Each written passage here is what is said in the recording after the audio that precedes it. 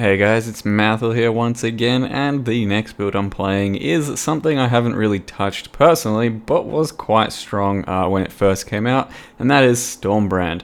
Stormbrand got a new microtransaction, as you can see, this red chaining sort of automaton Stormbrand, and it was very good when it came out, but it did take some nerfs for this expansion, or sorry, league rather. So it hasn't been played by too many people, and it's not, as overpowered as it was.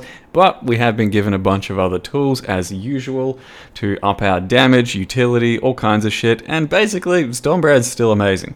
You can still make this a very nice, very successful build, and it's actually pretty damn good for legions, as you can tell.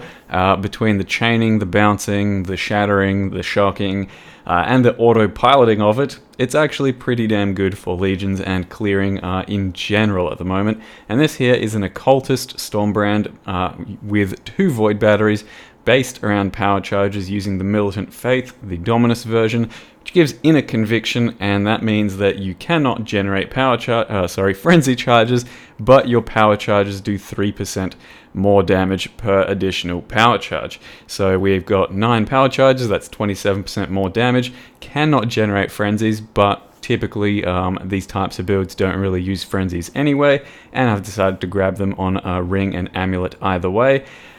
So we still get a couple of frenzies, still get some use out of those, but for the most part our power charges are just absolutely beefcakes because Void batteries give a lot of spell damage per power charge, and then Inner Conviction gives you 3% more per power charge. So without power charges I've got something like 30k damage on a Stormbrand. With full power charges it's something like 500k. So it really does matter, and that's just the nature of Void batteries because they minus your spell damage until you get power charges up, so you have to have some pretty sustainable power charge generation, and we're using the power charge on crit support gem since it also gives more damage per power charge and then actually keeps up power charges quite smoothly as well. So Void batteries currently, when I bought them, they were only 30c, there was a lot available, but well, they're still very, very strong, especially for any type of spellcaster that can utilize the cast speed on Void batteries as well. And you got yourself an Occultist who does scale nicely with power charges, and then a few extra little bits and pieces like the explosions, chaos explosions that is, another curse, and then I've got the energy shield regen of one of the main Occultist notables to try and become kind of a hybrid build. As you can see, I've got 4k life and about 2k energy shield, and this so far has been taking on all the content rather smoothly. This is the deepest delves I've currently done, and I'm only level 89 or so, and it's a fairly safe playstyle. The brands just seem to jump ahead and chain and shatter and explode, do all their own shit well without my consent, and a lot of the time it's not really my own gameplay that's doing much, but you do have to be a little careful as a spellcaster because you can get quite dicked this type of league with Legion, so you do have to do some avoidance, and it's essentially though a totem playstyle because you put your stuff down and then run around in circles.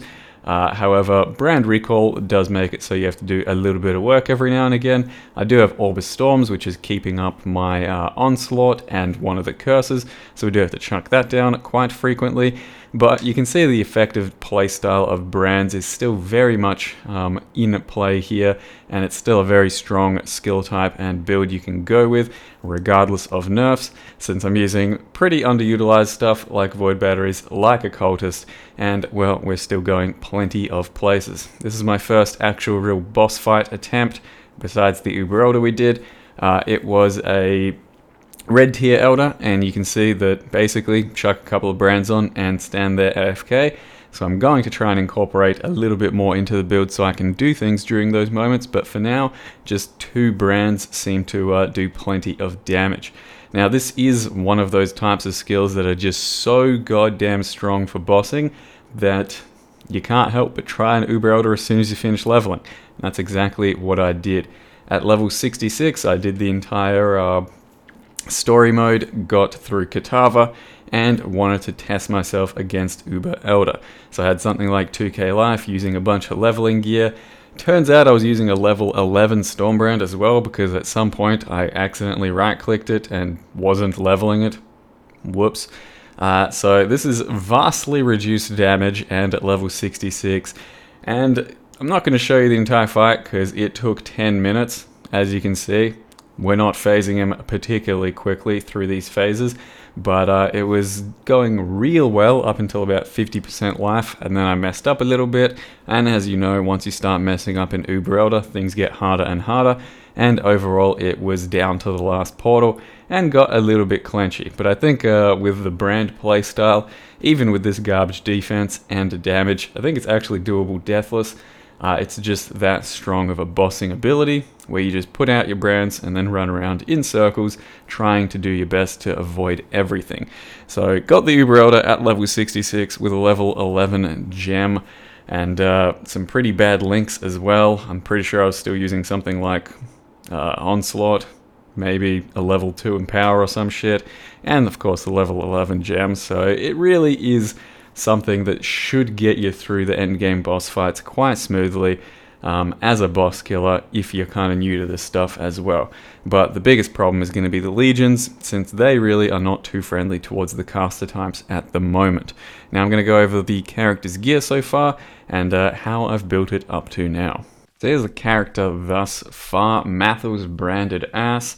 And like I mentioned, it is built around the Void batteries. If you've never seen them before, they reduce your spell damage per power charge, or they reduce your spell damage to begin with, and the idea is you're supposed to overcome that with enough power charges to then make a gain off of them. They do give +1 power charge, so with both of them, that's +2. Throughout the entire passive tree, you get another 3, Occultist gives you 1, and in total, that's 9 power charges. You can go a little bit harder with precursor rings, they can each give a power charge as well, and a corrupted helm can give you another power charge, so I think roughly you can go up to 12 if you really wanted to min-max. But that is pretty costly and not very cost efficient. Now what we've got in the character is Stormbrand, and if you're unaware of how brands work, basically they are little spells that attach to an enemy. Currently I can have 5 of these brands out at any one time, but only 2 brands can be attached to a single enemy. Typically you'll only really have 1 attached to an enemy. It attaches to the enemy and will pulsate and chain or do kind of like an arc sort of attack to other things nearby. If that enemy that it's attached to dies, it'll bounce to another enemy as long as it's within range. So they bounce between each other when things die. They do some chaining, and for single target you can have up to 2 of them on a target thanks to this passive over here. So only after you get this can you have another brand attached to an enemy, so it does serve as kind of doubling your single target damage as a brand build, so it's very important to get quite early on. Now the other thing we are doing here is scaling power charges, so I have a Militant Faith with High Templar Dominus, which turns your keystones into Inner Conviction, 3% more spell damage per power charge. With 9 of them, that's quite a lot. And then gain power charges instead of frenzy charges. So any sort of generation for frenzies you might have in your build would then give you power charges. I don't really have any of that. Doesn't really matter. It's pretty meaningless, but it does mean I can't generate my own frenzy charges. So it does kind of pay off to put a frenzy craft on a ring or a frenzy craft on an amulet and always have 2 frenzy charge up at all time, though most of the time when I'm playing a spellcaster, I'd just use something like Ice Bite or Blood Rage and keep frenzies up. You wouldn't have them for boss fights. In this character, since we can't do that, it kind of does pay off to just do frenzy charge minimum so that you can get 8% more cast speed, 8% more damage all the time, and it's at the cost of 1 suffix on a couple of your items. So I think that's pretty worth doing.